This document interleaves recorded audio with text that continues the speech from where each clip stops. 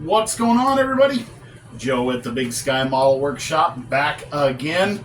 Doing a whole bunch of stuff this weekend, trying to get a handful of things wrapped up before it gets too cold to work down here. And one of the things that I haven't gotten done, partially because I just didn't know what the heck to do yet, was to get into my group build entry for one of my good friends, Paul, over at Left Coast Model Car Builds, who hosts the Kustoms Illustrated group build.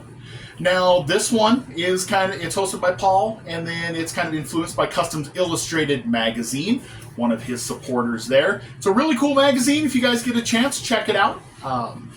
There is some really neat inspiration there. It covers a lot of that 50s, 60s era of customs and hot rods. There's some really neat inspiration there.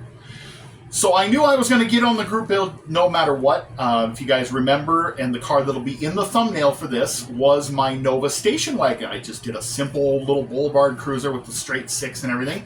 That was the first time I built any sort of a custom or a cruiser at all. It was a lot of fun, a lot of good inspiration, like I said, from the magazine and whatnot. And Jimmy at Kit Bash Customs is my biggest inspiration on these things. Man, if you guys are not subscribed to Jimmy, you should be.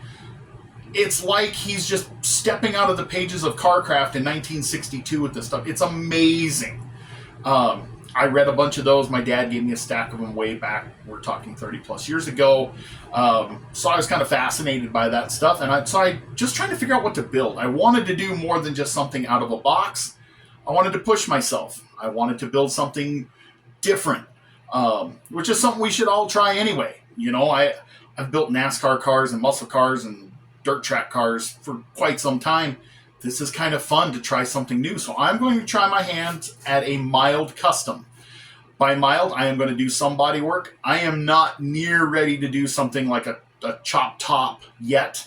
I may try my hand at smoothing and shaving some things off. Maybe I'll mold some things together. Will it work? Maybe. It's going to be a fun ride no matter what. We are going to cover it in video, whether I do good or do bad. You guys will get to share with me however it turns out. So inspiration sometimes finds you in the weirdest ways. This one came just that way. So my previous employer, I used to drive a garbage truck for a living. It was a great job. And every now and then you'd come across a treasure here or there. One man's trash is another man's treasure, as they say.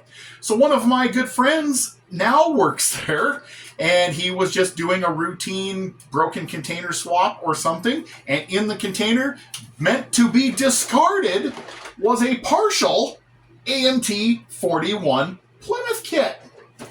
So he messages me, he goes, "Hey, you want this?" Yeah, I don't care if it's got 3 parts in it. Parts, man, parts. So we've got a perfectly good body. We've got glass, plastic, you know what I mean. We've got most of a chrome tree. We got the important parts. We got the bumpers. We got the grill. We got that stuff. We have a chassis. We have an interior tub, sans dashboard. And we have the rear leaf springs, the hood, the inner fenders, the stock exhaust, one running board, the grill opening.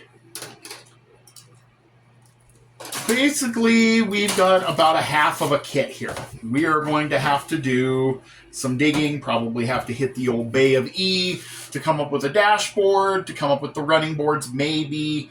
Looks like I need front and rear suspensions for this to put under it. We'll get there. I mean, why not?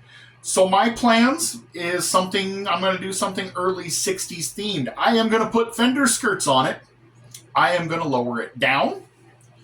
I am going to accessorize. So one of the cool things about buying 3-in-1 kits and multiple piece kits and sometimes just modifying kits is all those extra goodies you get. And AMT was awesome in the early 60s about adding all kinds of period-correct custom parts. So I have extra custom goodies out of the remnants of my lowrider build. I have extra custom goodies out of the remnants of my street machine group build.